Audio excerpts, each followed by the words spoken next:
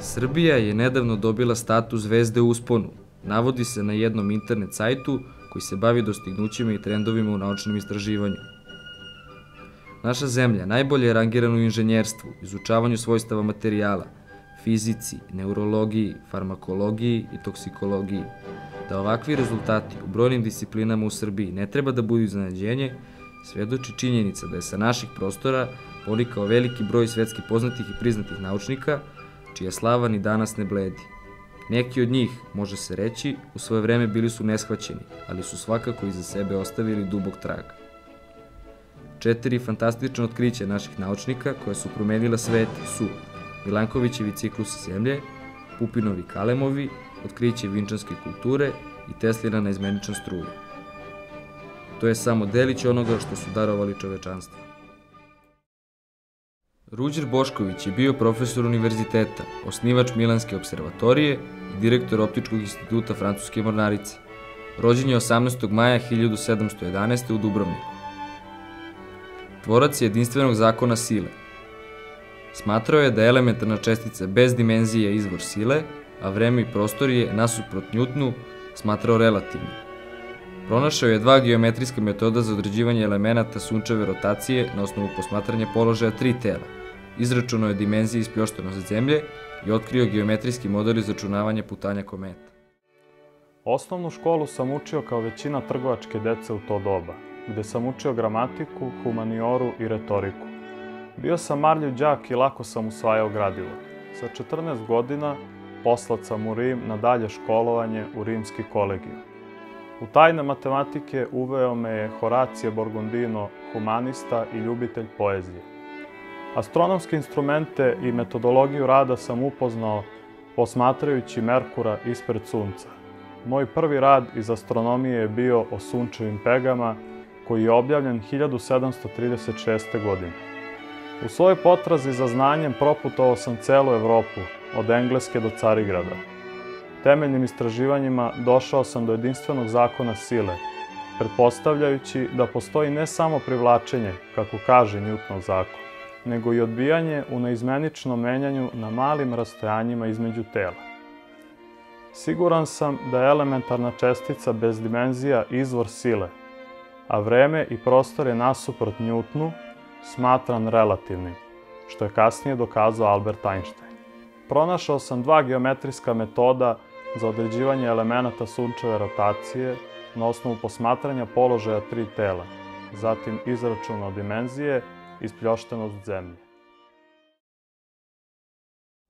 Nije bilo nikakvog znaka da se rodio genije kada je 10. jula 1856. godine došao na svet dečak Nikola u selu Smiljano. Bio je 4. dete pravoslavnog sveštenika Milutina Tesle. Školovanje je započeo u rodnom mestu, a nakon toga u Gospiću, Visokoj realnoj gimnaziji u Karlovcu, a kasnije na Višoj tehničkoj školi u Gracu. Bio je potpuno posvećen izučavanju tajne matematike, fizike i mašinstva.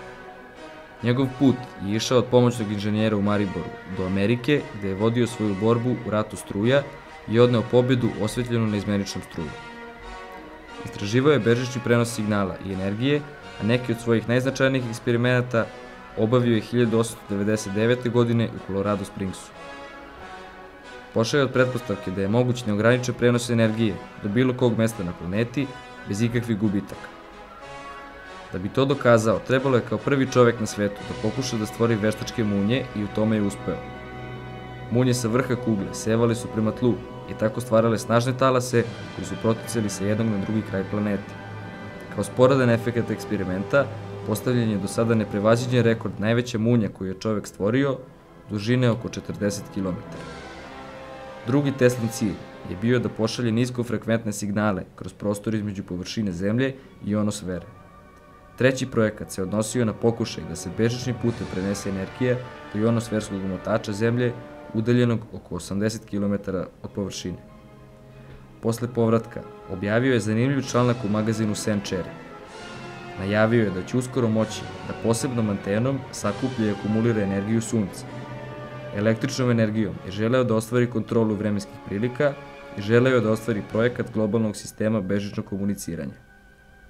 Bio je jedan od najkorisnijih i najuspešnijih ljudi koji je živeo. Njegova dostignuća su velika i postaju sve veća kako vreme prolazi. Bio je veliki čovekoljub, čist naučni genije, kapija nauke. Ako govorim o sebi, ja sam već osjetio punu meru ovog divnog zadovoljstva koje proizilazi iz moći i osjećanja da pripadam klasi izuzetnih ljudi, bez koji bi čovečanstvo odavno iščezlo u ljutitoj borbi protiv nemilosrdnih sila prirode. To zadovoljstvo je bilo toliko da sam u mnogim godinama svog života osjećao taj neprekidni zanos. Bije me glas da sam jedan od najvrednijih radnika. Možda i jesam, ukoliko je razmišljanje isto što i rad, pošto sam mu posvetio sve svoje budne sate. Ali ukoliko se rad shvata kao određeno delovanje u određeno vreme prema strogim pravilima, onda sam najverovatnije jedan od najvećih dokoličara. Svaki napor pod prinudom zahteva žrtvovanje energije. Nikada nisam platio tu cenu. Naprotiv, ja sam sazrevao razmišljajući.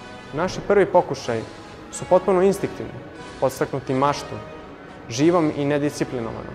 Sa godinama postajemo razumniji, sve sistematičniji i konstruktivniji, ali i ovi rani impulsi, mada ne odmah kreativni, predstavljaju značajan trenutak i mogu da odrede naše sudbine. Zaista, kako sada to osjećam, da sam ih onda razumeo i negovao, umjesto što sam ih gušio, znatno bih više ostavio svetu.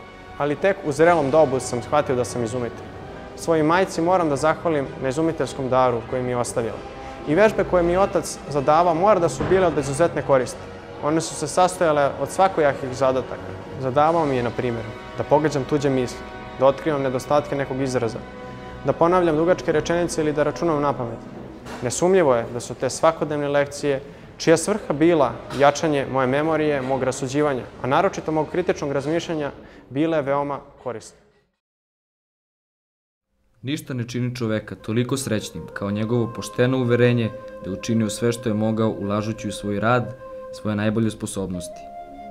Ove reči našeg zemljaka Mihajla Pupina, svetski poznatog naučnika i velikog patriote, treba da nam svima budu podstrek i savet za lepšu budućnost.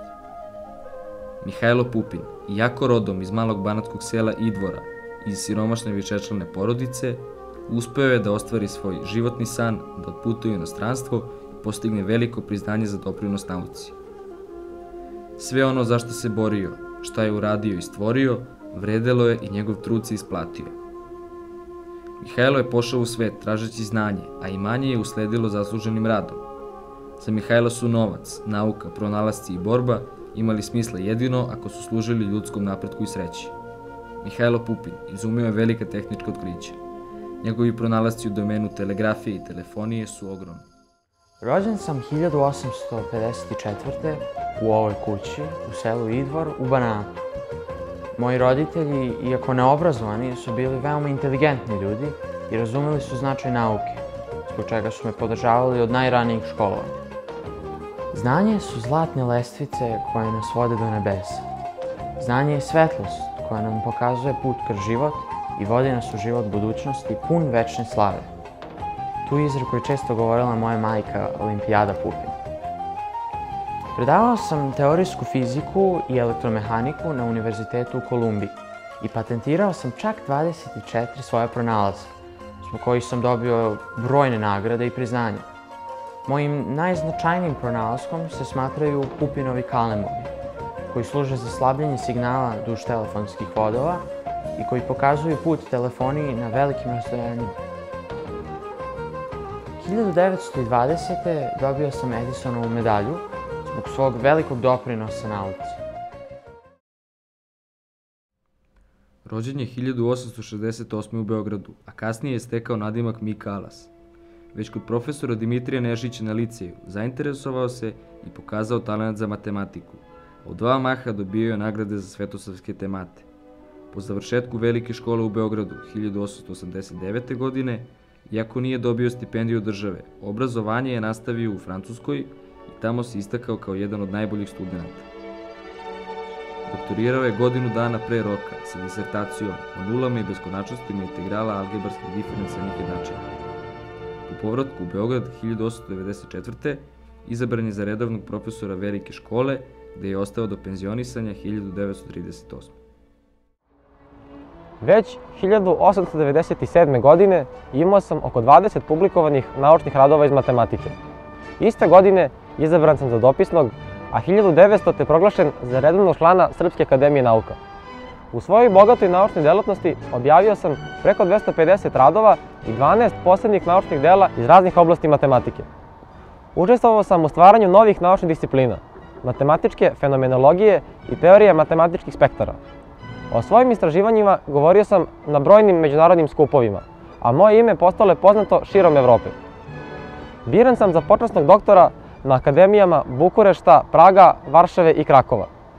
Kao pasionirani putnik proputovao sam sve evropske zemlje i obišao severni i južni pol.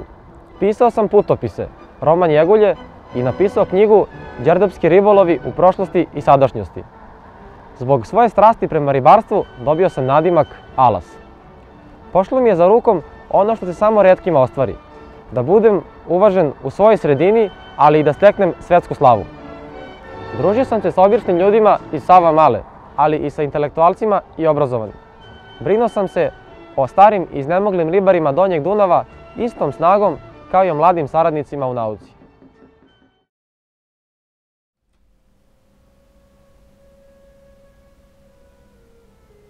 Leva Marić, prva naša poznata fizičarka, svojom pojavom je skrenula na sebe pažnju javnosti Evrope, na kraju 19. i na samom početku 20. veka.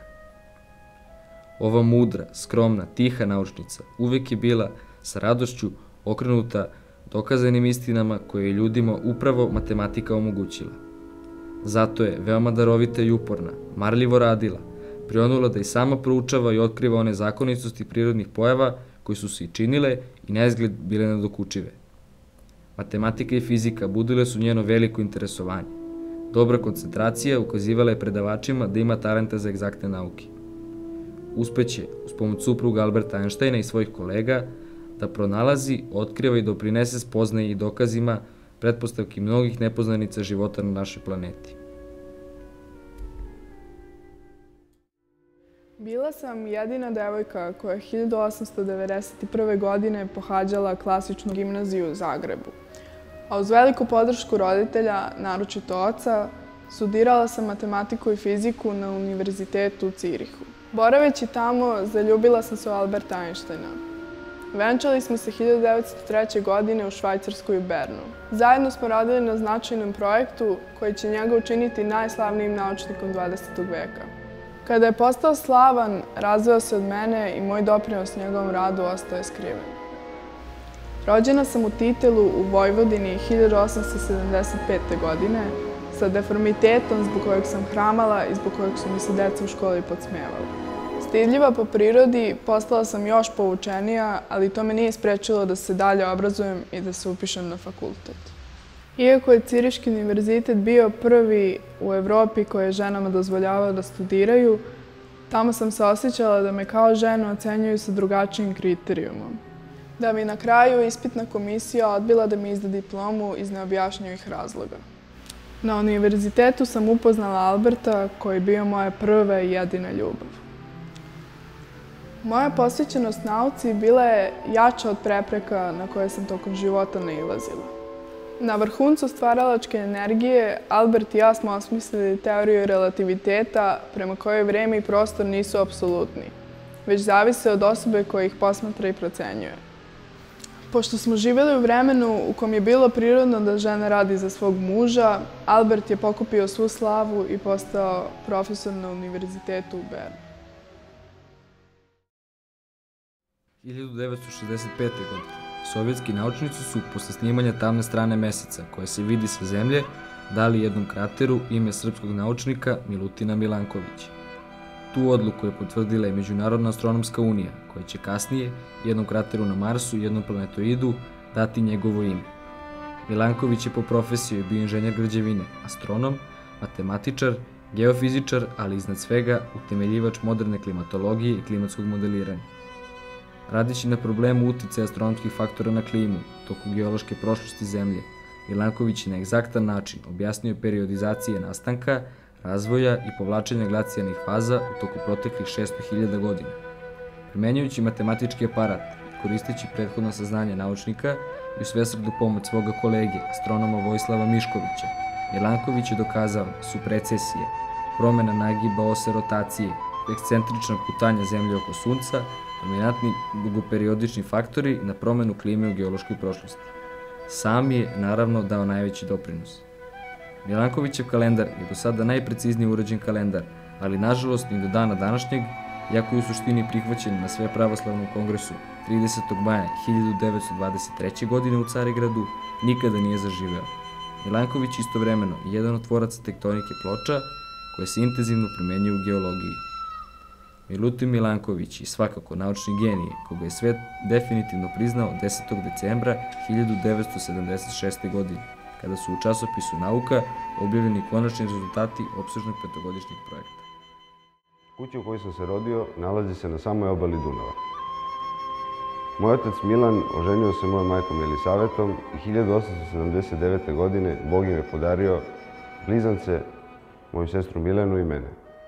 Kao mali bio sam veoma bolešljivo dete. Do 5. godine preležao sam difteriju i zapaljenje pluća. Izgleda mi nesumnjivo da su moja slaba fizička konstitucija i bolest doveli do toga da sam se umno mnogo brže razvio od ostale dece i da sam u tom pogledu sazreo pre vremena.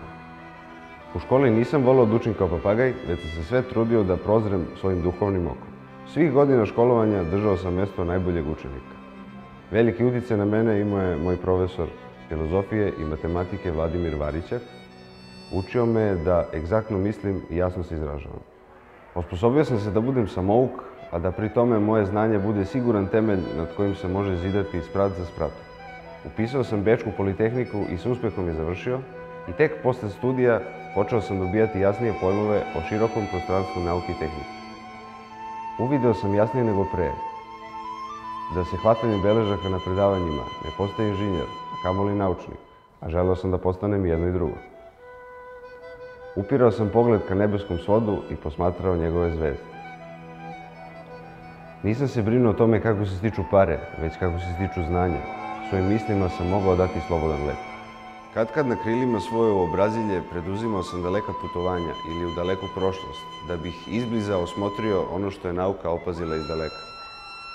Razmišljao sam o domašajima matematičkog oruđa što sam ga postepeno izradio i uvideh da bih mogao pomoću njega da pristupim rešenju veoma ozbiljnog matematičkog problema.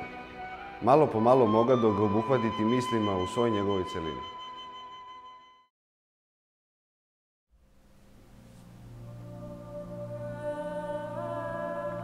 Kad se umlje u prošlost udubi, u tamnini da se ne izgubi, kad se pustiš u davnine svete, u davnine i svete i klete, da ti miso puta ne pomete. To su vatre doglasnice, pružajuće iz daljnjih eona u povorci onoj dugoj, dosvetljujući jedna drugoj strujom koja napred leti, težeć samo jednoj meti. Pa se tako svetle mlazi, pa se vide svetli trazi, jednog duha raznih doba, duha kome nema groba.